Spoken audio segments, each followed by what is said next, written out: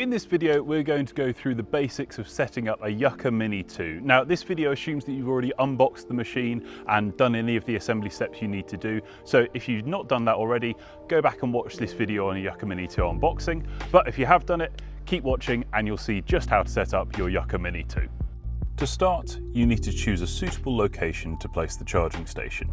Somewhere level with at least 1 meter clear in front of the charging station so the robot can dock. Next, connect the power supply to the charging station and plug it into a standard 13 amp socket. You should see a solid green light on the power supply and the charging station. Using the screws provided, secure the charging station into the ground.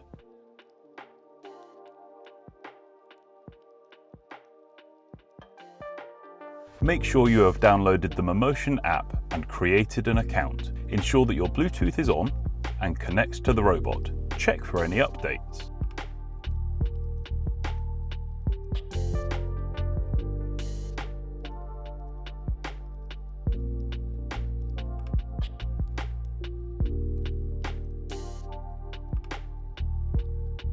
Now you can place the robot into the charging station manually or send it in there via the app.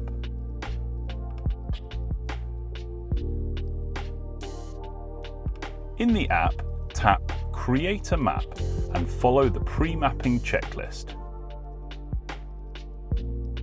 Then you are presented with two options: auto mapping, where the robot navigates the area automatically, or manual mapping, where you drive the robot around the lawn perimeter using the app to control it.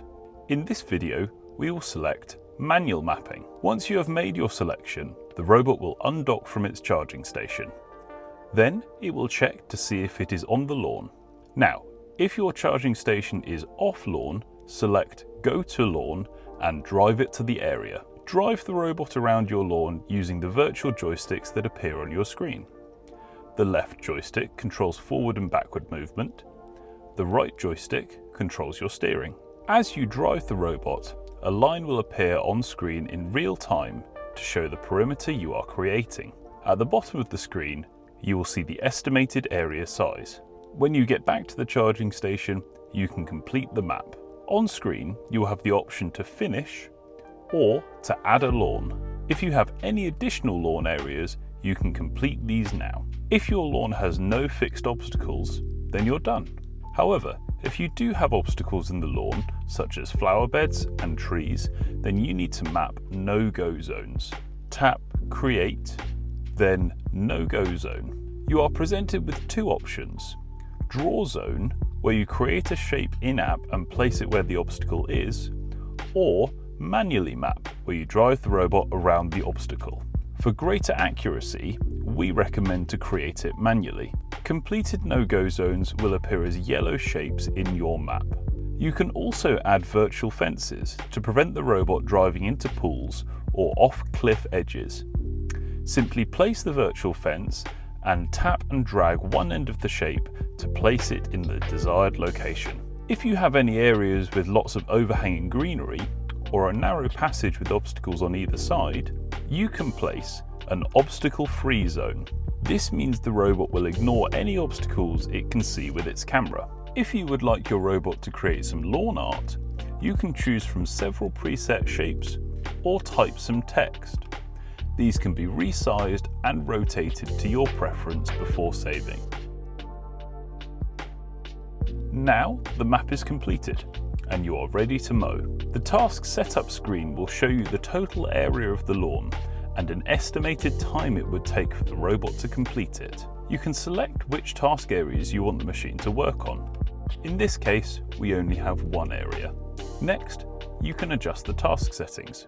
To adjust the cutting height, this needs to be manually done on the top of the mower with the dial. You can select from a variety of cutting patterns, from traditional stripes to a checkerboard style.